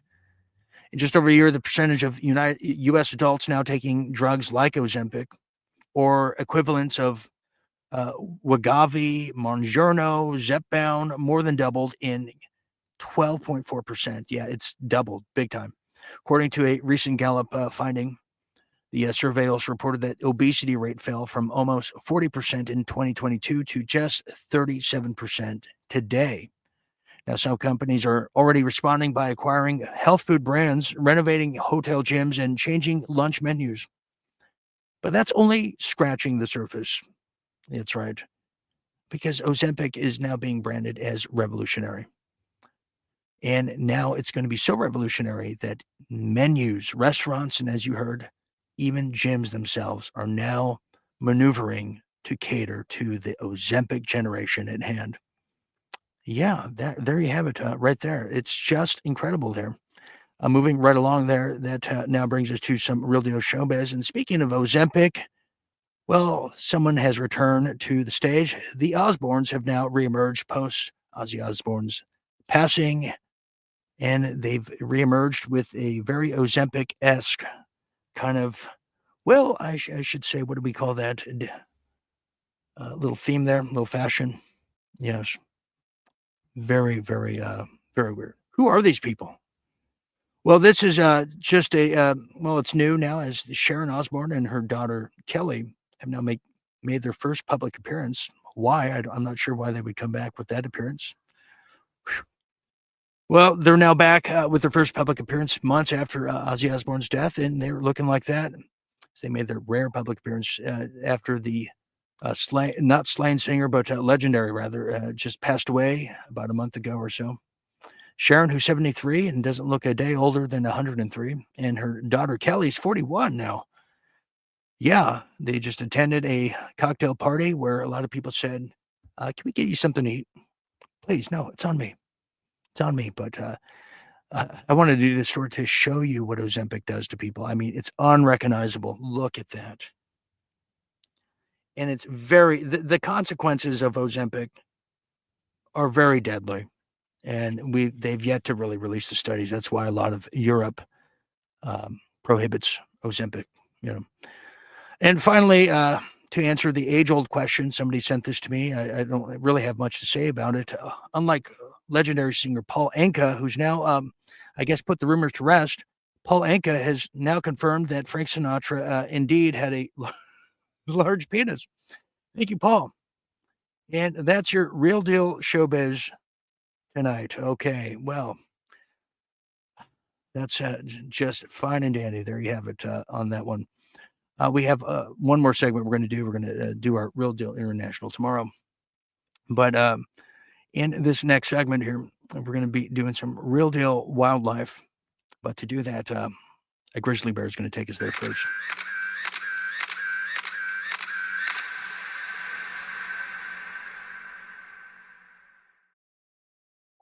Real deal wildlife. Well, this next piece you're going to see here, as we do some real deal wildlife. Well, we didn't do our big intro, did we? Where are my manners? I'm so out of sync. Probably because I almost died in the shower. Here it is.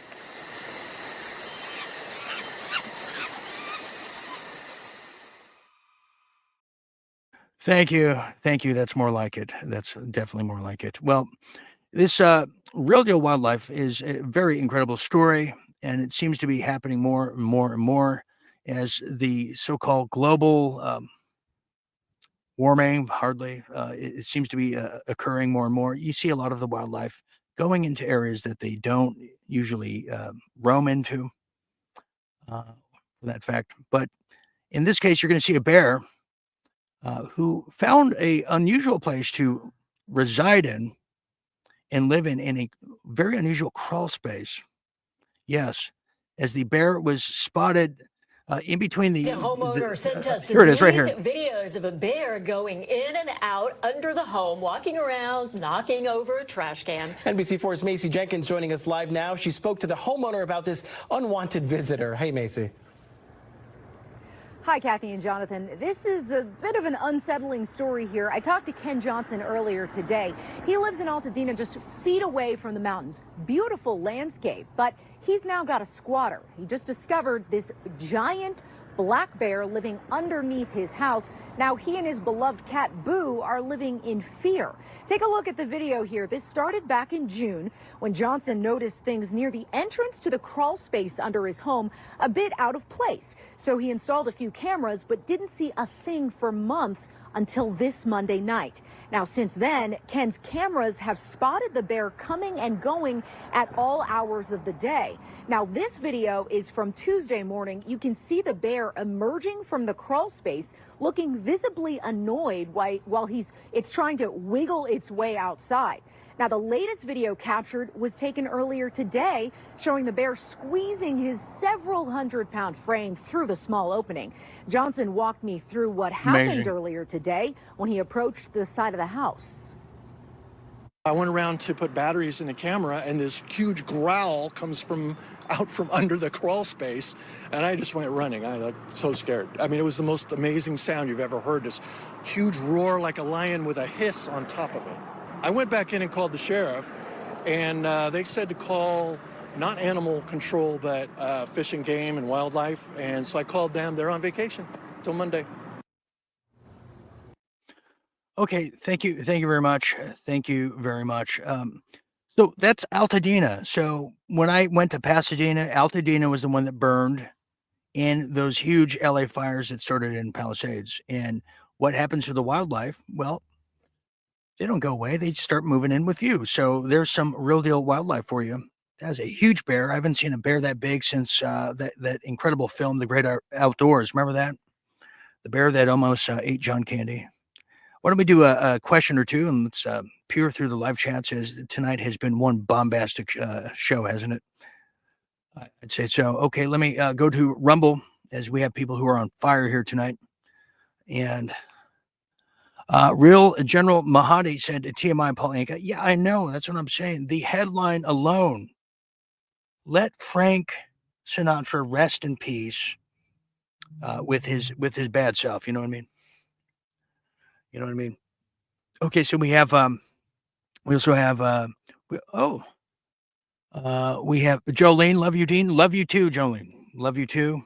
Thank you very much for being here. We have Margaret saying Sharon resembles Nancy Pelosi now. Does she really? Yeah, you know, yes, she does. Let's find out. Nancy, she does look like Nancy Pelosi a little bit. You're right. I would say Nancy Reagan too, but a much skinnier version. I mean, you know, anyone that remembers that show, I mean, Kelly Osbourne has never been that rail thin before. That's disturbing. I don't know. Do they think men find that attractive? Men, do you find that attractive? I certainly, I think that's just artificially abnormal. So you're right on that one. Okay, we have people here who are commenting all over the place. We have Seth Black saying the following. He said, "I got dumped over there or duped joining the Desert Storm." I know, and that has to contribute to the suicide of our military members. A lot of people that went to serve in the Iraq War thinking that it was as a response to 9/11. Then soon that mission statement became, well, it's Operation Iraqi Freedom, which is a former classmate of mine told me, and he was very passionate about it because he couldn't deal with the cold, harsh reality that we were lied to. And we've been fighting Israel's wars forever, and they want to continue to do so. I'm not convinced that this is Donald Trump, and you're not going to get me to sit on there like a little pundit and just talk about, oh, Trump this, Trump that, like they wanted me to do with Biden. No, because what's clearly in front of us is a fraud, a farce, a fictitious person who's playing Donald Trump. It's definitely not him. I mean, would Donald Trump even do this? I mean, who is this? Unless they have this man so MK Ultra, or he's playing one of the most deadliest games of just no holds bar poker. Just incredible Texas Hold'em poker. I mean, with just daggers everywhere and snakes and Zionists. I'm not sure which one's worst for that fact. Yeah, actor a lot. I'd say so. Thank you, Claudine. You're always spot on. It's sickening how good that is. Seth, yeah, Epstein controls the courts by text messages in the court. Is that what's coming out here in the fold here? I mean, Dan Bongino. I mean, it was obvious. It was obvious to me. When I would listen to the guy long ago, like he did a great job with his episodes on the Russian collusion stuff. I tell you, it was like a murder mystery, but every conclusion he had and everything he ended with was Putin's a bad guy. Putin's this. Oh, but he's a dead guy. I can't tell you what, folks. Hey, folks. I should just take over his act and take over his show and network like Ben Shapiro, shouldn't I? Just be the new Dan Bombingo. Hey, folks. Listen, folks. Israel and the protection of Israel is nearest and dearest to my heart. I can't tell you why, but it is. God. Pathetic. Yeah. They want to take Putin out because they're the Bolsheviks. That's why. They've always wanted to get rid of Putin because he kicked all their corporations out. And yes, it's one big puppet show. Yeah, I'd say so. Here we have another one here. We have Susan Stevens. Thank you for being here, Susan. Good to see you. Susan says the following: "That's crazy that RFK Jr. wasn't getting security with such high-level position." You remember, Susan? Yeah, he wasn't getting the Secret Service. And it was his dad that started that whole program to begin with, if you recall.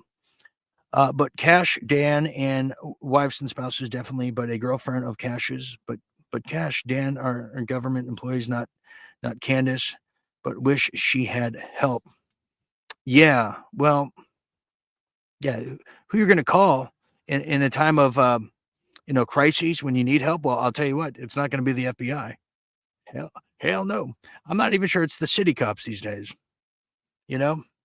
Hey, if my cat's stuck in the tree, I'll go get the cat myself. That's fine. Because you call the modern day cauliflower-eared, roided out city cop to come over, they'll just shoot the cat. That's the type of, that's the type of industry and institution really that the modern day city cops have become. They become the miniature IDF people, the miniature IDF influencers. True story. If I had more time, I would show you the new video that came out on the professional dog food eater herself, Laura Gloomer. It's not looking very well, and because I just found out the person releasing these is Milo Stephanopoulos. I mean, talk about that guy came back from the dead, but anyways, very interesting. Okay, here is in Nigel Dyer says the following, that we are watching a movie, all actors. Well, possibly, but at what point do we, and I'm not taking away from you, Nigel. It has to come to a point where we say it could be a movie, or they could be acting, or there's something more nefarious going on where they just want us to think it's a movie where we could just sit down and watch the popcorn and do nothing and, let it all fall into place. I mean, how much longer do people allow that to go? That's something people have to find out for themselves and ask themselves. How much longer do we just wait around and let things fall into place, which always, you have Israel coming out to us, smelling like a rose every time. So, but good point. Good point. Okay, a few more here on Rumble. Thank you for being here. We have a record amount of people watching tonight. Okay, we have Dame Pam that says, baby ears are so cute, but later they can eat you. Are you talking about the bears, I imagine? Okay. We have Aussie Girl that says, I love Paul Anka in the day, seen him in Toronto, so you know how long I've been around. What was his song that he did? I can't remember for the life of me. What was the song he did? Very good point. Thank you very much. Here's another one. We have the real general saying in ancient cultures, bears were considered equals with men. Yeah, they have high regard for bears in Russia. They do. There's something to be said about that. Good point. Here is another one. There's so many here. I have a wonderful story on Australia I'm going to do tomorrow night, and I'm going to go. Let me just tell you my schedule before I get out of here, because it helped me. What I want to do here is before the year ends, and this is what I hate about the end of the year, is just when you start getting a momentum and you're getting used to everything and you're going hard, boom, the year ends. The holiday shows and all that comes out. Then everybody's gone for about a month, and we catch up towards the end of January, and we all S on the Super Bowl together. But there's that time period. So what I'd like to do is, and I haven't announced it yet, but I'm talking to some people, is we're going to plan on doing the sequel to the underground tunnels of Gaza. So the sequel for the 6 Underground. And we have some actual Palestinian residents that are agreeing to come on the show with me, which it's kind of hard, to get some of these people on. So that's one big show I'd like to do before the year is ended. Also, I'd like to, of course, we're going to do our big Christmas special, but our big year in review show. We're going to have the who's who, the all-stars of everyone on there, and just lay out the entire year. Now, you don't want to do it prematurely, because look where we are right now in the guise of war here. So you could do it prematurely, and then the biggest story of the year happens. So that's what we are teetering on there, just to give you some insight of what's happening in my head, which brings us to...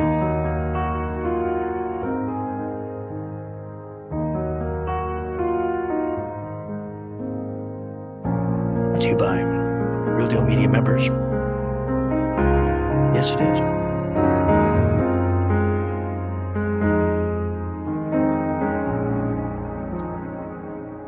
You're the only one. Okay. I did not get to do our Mitch McConnell story. I'll have to do it tomorrow. But there is an attack on marijuana, and we have to know more about it. As this little stinker right here is he's not leaving quietly, so we'll do that tomorrow night. Anyways, final thought here for War Crimes, a very, very big episode, nearly 2 hours. I just saw the clock. War Crimes is serious. Someone once said to me in the beginning of the year that you're going to see a lot of people hang, and you're going to see them showcased, and then you're going to see them hanged. And if that modern day prophecy is of any truth, well, that's kind of what's happening right here. Is it not? I mean, you saw the arrogance of Pete Hegseth in the beginning of this year, the arrogance, his tattoos, his narcissistic personality. You saw that, and you saw it full display. Then you saw Kash Patel and his total denial of any kind of misproprieties being taken by Epstein and any connections to trafficking. Total 180. And we saw it with Pam Bondi in real time. She even she had her Geraldo Rivera moment where everyone was holding up the files as Geraldo was opening the vault to Capone with nothing but just, cobwebs and lint. And there's a lot of other, little things we can point to, but it's all coming out because it's out of the bag. It's out of the box now, and there's no going back in. Everybody's aware of what's happening, even just a little bit. Everybody's having their day in the sun, and now we know what to do. We know who the common enemy is. We know what the solution and what the consequence is going to be, because correct me if I'm wrong, the penalty for treason, I believe, is death. That's right, because somebody's going to die in this equation. I'll tell you this, it ain't going to be me. And that's how I see it, and that's my final thought. Okay, I will be here back tomorrow night with a slightly shorter show, maybe. There's just so much to talk about. I'll be here tomorrow night, and the following night, I think we have Jim Fetzer joining us tomorrow night, and maybe some other surprises during the week. So for all of us here at Real Deal Media, for Neil Bishop, I'm Dean Ryan, saying thank you for sharing a bit of your night with all of us here at World at War. Until next time, always remember to stay tuned. Always remember to stay awake. Good night, everybody. Good night, and I'll see you soon.